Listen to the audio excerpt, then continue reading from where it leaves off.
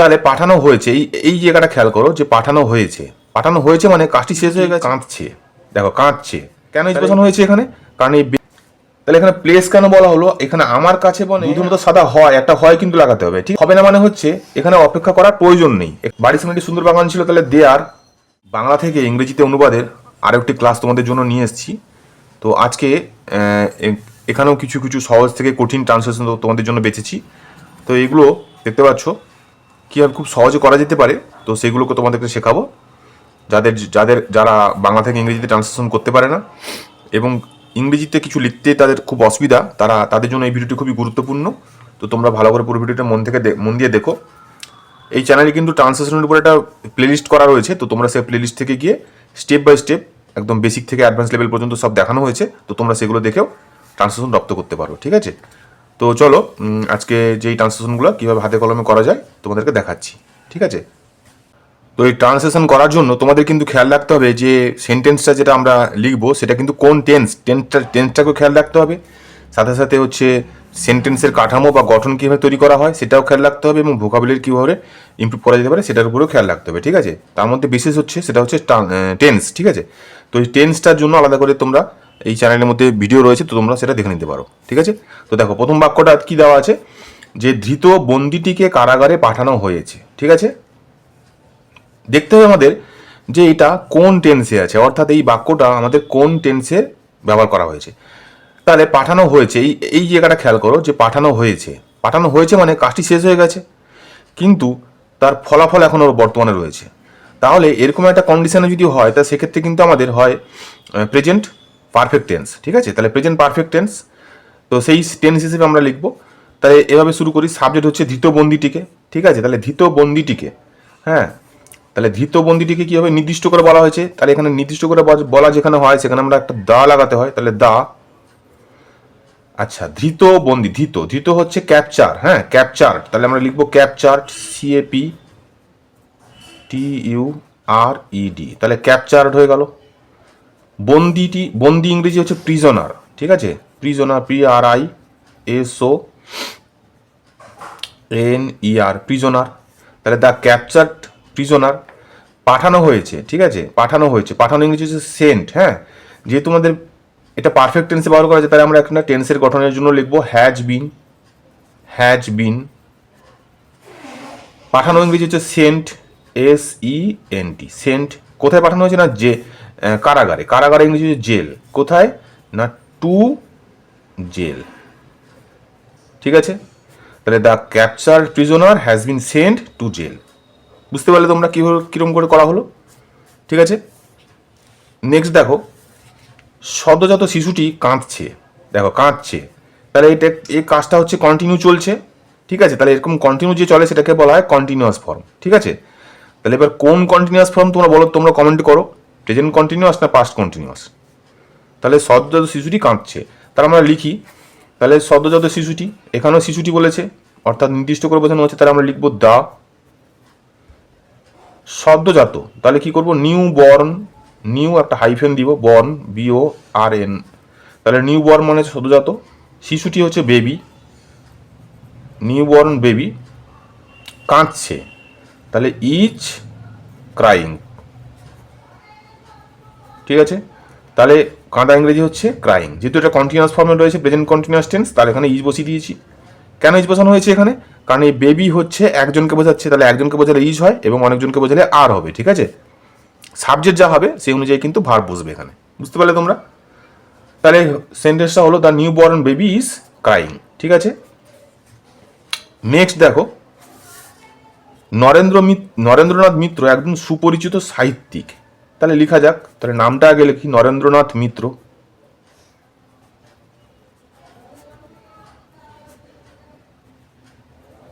নরেন্দ্রনাথ মিত্রা একজন সুপরিচিত সাহিত্যিক, তাহলে এটা কিন্তু প্রেজেন্ট টেন্সে রয়েছে, তাহলে একটা ভার্ব বসাতে হবে আমাদেরকে, তাহলে ইজ এ সুপরিচিত, সুপরিচিত হচ্ছে ওয়েল নোন, হ্যাঁ ওয়েল নোন। আচ্ছা, সাহিত্যিক ইংরেজিটা কি না লিটারেচার, তাহলে লিখো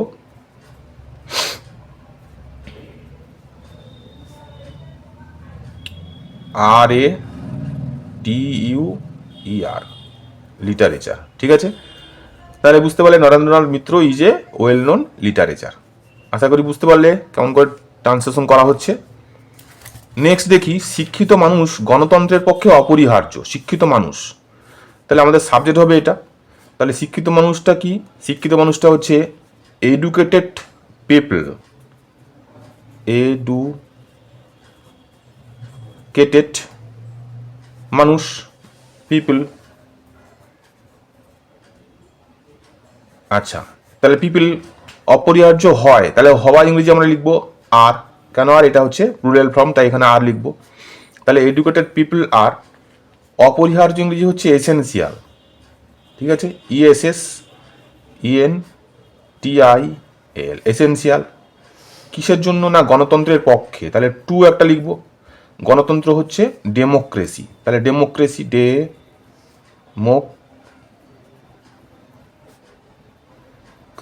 ঠিক আছে, আশা করি বুঝতে পারলে। তাহলে educated people are essential to democracy. বুঝতে পারছো? নেক্সট চলো কি আছে। এই বইটি চামড়ায় বাঁধানো। তাহলে এই বইটি, এটা সাবজেক্ট। তাহলে লেখা যাক এই বইটি। তাহলে দিস বুক,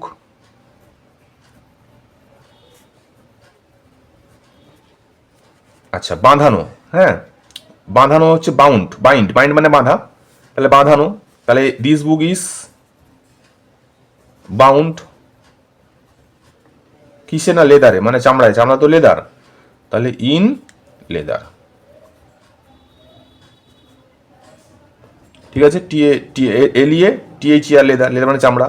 তাহলে this book is bound in leather. আশা করি তোমরা বুঝতে পারলে। এরপরে দেখো, সে প্রতি সন্ধ্যাতেই আমার কাছে আসে। ঠিক আছে, তাহলে প্রতি সন্ধ্যাতেই আমার কাছে আসে, এটা একটা অভ্যাস বোঝাচ্ছে। তাহলে আমি বলতে পারি সে, তাহলে সে ইংরেজি লিখতে পারো হি, এখানে হি লিখলাম, তোমরা সিও লিখতে পারো, অর্থাৎ হি ছেলে আর সি মেয়েকে বোঝায়। হ্যাঁ, আচ্ছা আসে, তাহলে আসা ইংরেজি হচ্ছে কাম, তাহলে কামস। প্রেজেন্ট টেন্সেরও আছে, মানে এখানে এস যোগ করা হয়েছে, তাহলে হি কামস আমার কাছে, comes to my place, PLAC, place. তাহলে এখানে প্লেস কেন বলা হলো? এখানে আমার কাছে মানে আমার ব্যক্তিগত কাছে, কিন্তু মানে আমি তো একটা কোথাও অবস্থান করছি, অর্থাৎ কোনো বাড়িতে হতে পারে, বা কোনো একটা দোকানে হতে পারে, কোনো রেস্টুরেন্টে হতে পারে, কোনো হোটেলে হতে পারে, কোনো অফিসে হতে পারে। ঠিক আছে, তাহলে যেখানে থাকে সেটা প্লেস বোঝাচ্ছে, তাই এখানে কিন্তু এখানে প্লেস বলা হলো। ঠিক আছে, তাহলে he comes to my place প্রতি সন্ধ্যাতেই। তাহলে প্রতি হচ্ছে কি? Every, EVERY, every. আর সন্ধ্যা হচ্ছে ইভিনিং। ঠিক আছে, তাহলে he comes to my place every evening. তাহলে সে প্রতি সন্ধ্যায় আমার কাছে আসে। প্রেজেন্ট টেন্সে রয়েছে, বুঝতে পারছো তোমরা, এই যে এস রয়েছে এখানে। ঠিক আছে, যদি বলতো এখানে আসতো, তাহলে কিন্তু এইটাই পাল্টে যেত, তাহলে কামের পরিবর্তে কেম হতো, আর বাকি সব একই থাকতো। ঠিক আছে, আর একই থাকতো বলতে এখানে এভরি না হয়ে, হ্যাঁ এখানে এভরি হতো এখানে। ঠিক আছে, শুধুমাত্র এটা পাল্টাতো, কামের পরিবর্তে কেম হতো। ঠিক আছে, নেক্সট দেখো, এটা সেই কলম যা আমি তোমায় দিয়েছিলাম। তাহলে এটা সেই কলম, এভাবে লেখা যেতে পারে। দেখি কীভাবে লেখা যেতে পারে। তাহলে দিস ইজ, এটা সেই কলম যা আমি তোমায় দিয়েছিলাম। আচ্ছা, তাহলে লেখা যাক this is the same pen. তাহলে এটি হলো সেই কলম, সেম, সেম মানে একই, হ্যাঁ, দ্যাট যেটা আমি, দ্যাট আই গেভ ইউ। এই গিফটটা হচ্ছে দেওয়া, গিফট থেকে যদি দিয়েছিলাম বলা হয়েছে, পাস্ট টেন্সে করা আছে, তাহলে গিভের পরিবর্তে গেভ হয়েছে। তাহলে this is the same pen that I gave you. ঠিক আছে, বুঝতে পারলে তোমরা। নেক্সট চলো কি আছে দেখা যাক। দেখো এখানে আছে আবার একটা, যে কাগজটি দুধের মতো সাদা। ঠিক আছে, তাহলে কাগজটি দুধের মতো সাদা। তাহলে লিখি কাগজটি নির্দিষ্ট করে বোঝানো হচ্ছে, তাহলে আমরা বলতে পারি দ্য পেপার, PAPER, পেপার দুধের মতো সাদা হয়, একটা হয় কিন্তু লাগাতে হবে। ঠিক আছে, তাহলে কাগজটি নির্দিষ্ট করে বোঝাচ্ছে, তাহলে এখানে আমরা করব ইচ, পেপার তো সিঙ্গুলার ফর্মে রয়েছে, তাহলে দ্য পেপার ইজ দুধের মতো সাদা। তাহলে দেখো যার সঙ্গে তুলনা করা হয় তার কিন্তু সেই শব্দটার কিন্তু আগে পরে একটা অ্যাজ লাগানো হয়, ঠিক আছে। তাহলে আমরা লিখবো এখানে দ্য পেপার ইজ অ্যাজ, সাদা লিখবো, সাদা হচ্ছে হোয়াইট, হয়ে গেল। তারপর আবার এটা অ্যাজ বসাবো, তারপরে এবারে যার সঙ্গে তুলনা করা হচ্ছে সেটা বসিয়ে দেবো, অর্থাৎ দুধের সঙ্গে তুলনা করা হচ্ছে, তাহলে এখানে দুধটা বসিয়ে দেবো, মিল্ক বসিয়ে দেবো, ঠিক আছে। তাহলে the paper is as white as milk, বুঝতে পারলে যার সঙ্গে তুলনা করা, এই যে মিল্কের সঙ্গে তুলনা করা হলো তার আগে যে রঙের সঙ্গে তুলনা করা হলো বা যার সঙ্গে তুলনা করা হলো সেটা বসাবো এবং তার আগে পরে অ্যাজ অ্যাজ বসিয়ে দেবো, ঠিক আছে। আশা করি বুঝতে পারছো তোমরা, এরকম সেন্টেন্সগুলো এইভাবে করা হবে, ঠিক আছে। নেক্সট দেখো, লেখাপড়ায় অবহেলা করো না, ঠিক আছে। এটা একটা কি সেন্টেন্স আছে তোমরা অবশ্যই বলবে, কমেন্টে জানাবে। লেখাপড়ায় অবহেলা করো না, এটা কি সেন্টেন্সে রয়েছে, টেন্স নয় কিন্তু সেন্টেন্স, ঠিক আছে। তাহলে দেখো, তাহলে করো না অবহেলা তোমার লেখাপড়ায়, এভাবে হবে, ঠিক আছে। তাহলে লেখো ডু নট, অবহেলা, অবহেলা ইংরেজি হচ্ছে নেগলেক্ট, NEGLECT, তাহলে ডু নট নেগলেক্ট তোমার লেখাপড়ায়, তাহলে তোমার হচ্ছে ইওর, লেখাপড়ায়, লেখাপড়ায় ইংরেজি হচ্ছে স্টাডিজ, STUDIES, ঠিক আছে, বুঝতে পারলে। Do not neglect your studies, এটা কোন সেন্টেন্স তোমরা অবশ্যই কিন্তু কমেন্টে জানাবে কোন সেন্টেন্স, ঠিক আছে। নেক্সট দেখো, বিপদে ধৈর্য হারিও না, বিপদে ধৈর্য হারিও না, ঠিক আছে। তো এটাও সেম এরকম টাইপের কিন্তু, হ্যাঁ। তাহলে হারিও না, তাহলে কি হবে, ডু নট, হারানো ইংরেজি হচ্ছে লস, হ্যাঁ, তাহলে LOS লস, তাহলে ডু নট লস ধৈর্য, ধৈর্য, ধৈর্য হচ্ছে পেশেন্স, PATIENC, পেশেন্স, কখন না বিপদে, তাহলে ইন ডেঞ্জার, ঠিক আছে, ডেঞ্জার মানে বিপদ, তাহলে do not lose patience in danger, বুঝতে পারলে। নেক্সট দেখো, তারা সফল হতে আশা করে, তাহলে তারা, তারাটা হচ্ছে সাবজেক্ট, লিখি এখানে তারা, তাহলে দে, তাহলে আশা করে, আশা করে ইংরেজি হচ্ছে এক্সপেক্ট, হ্যাঁ, EXPECT, তাহলে এক্সপেক্ট, তারা আশা করে কি না সফল হতে, টু লাগালাম, টুটা হচ্ছে তে, হতে, সফল, সফল ইংরেজি হচ্ছে সাকসিড, SUCCEED, তাহলে দে এক্সপেক্ট টু সাকসিড, বুঝতে পারছো। নেক্সট দেখো, তোমাকে অপেক্ষা করতে হবে না, তোমাকে অপেক্ষা করতে হবে না, আচ্ছা। তাহলে তোমাকে লিখো ইউ, হবে না মানে হচ্ছে এখানে অপেক্ষা করার প্রয়োজন নেই, এখানে প্রয়োজনীয়তার অর্থে ব্যবহার করা হচ্ছে, ঠিক আছে। তাহলে এখানে প্রয়োজনীয়তার অর্থে ইংরেজি হচ্ছে নিড, তাহলে ইউ নিড, তারপরে হচ্ছে যেহেতু না হবে তাহলে নিড নট, অপেক্ষা করা ইংরেজি হচ্ছে ওয়েট, তাহলে ইউ নিড নট ওয়েট, আশা করি বুঝতে পারলে। তাহলে ইউ নিড নট ওয়েট, ঠিক আছে। নেক্সট দেখো, সকলেই জানে মানুষ মরণশীল, ঠিক আছে।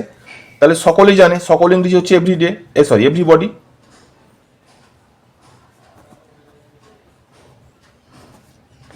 জানে, যেহেতু এটা প্রেজেন্ট টেন্সে রয়েছে কারণ এটা সবাই জানে, সবসময় সবসময়ের জন্য ঘটতে থাকে, তাহলে জানা ইংরেজি হচ্ছে নো, এস লাগাবো কেন, এটা হচ্ছে সিঙ্গুলার নাম্বার, তাহলে এভরিডে এভরিবডি নোস, কি জানে, একটা দ্যাট লাগাবো, দ্যাট যে মানুষ মরণশীল, তাহলে মানুষ, মানুষটাই, মানুষ ইংরেজি কি না ম্যান, ইজ, মরণশীল হচ্ছে মর্টাল, তাহলে everybody knows that man is mortal, ঠিক আছে। নেক্সট দেখো, বাড়ির সামনে একটি সুন্দর বাগান ছিল, ঠিক আছে। তো এক্ষেত্রে তুমি দেখো এখানের মধ্যে কিন্তু কোনো নির্দিষ্ট একটা সাবজেক্ট কিন্তু খুঁজে পাচ্ছি না, তাহলে এটা কি হবে, বাড়ির সামনে একটা সাবজেক্ট হতে পারে না সুন্দর বাগান ছিল, কোনটা নির্দিষ্ট করে কোনো কিন্তু সাবজেক্ট খুঁজে পাচ্ছি না, যেরকম এটা আগেরটাতে পেয়েছি যে সকলেই সকলেই জানে, তাহলে সকলেটা হচ্ছে সাবজেক্ট, কিন্তু এখানে কোনো সাবজেক্ট আমরা পাচ্ছি না, সেক্ষেত্রে আমরা কি করবো, দেয়ার দিয়ে বাক্যটাকে শুরু করবো, ঠিক আছে। তাহলে দেখো, বাড়ির সামনে একটি সুন্দর বাগান ছিল, তাহলে দেয়ার, দেয়ার লিখো, ছিল বলেছে, ছিলটা হবে অবশ্যই পাস্ট টেন্সের জন্য, এখানে বিভার বসবে, ওয়াজ হবে, এটি যদি আছে তাহলে থাকতো, লেখা থাকতো তাহলে এখানে ইজ বসাতাম, ঠিক আছে। তাহলে দেয়ার ওয়াজ, সুন্দর বাগান, তাহলে এ লাভলি, আর বাগান ইংরেজি গার্ডেন, আচ্ছা কোথায় না বাড়ির সামনে, তাহলে in front of the house.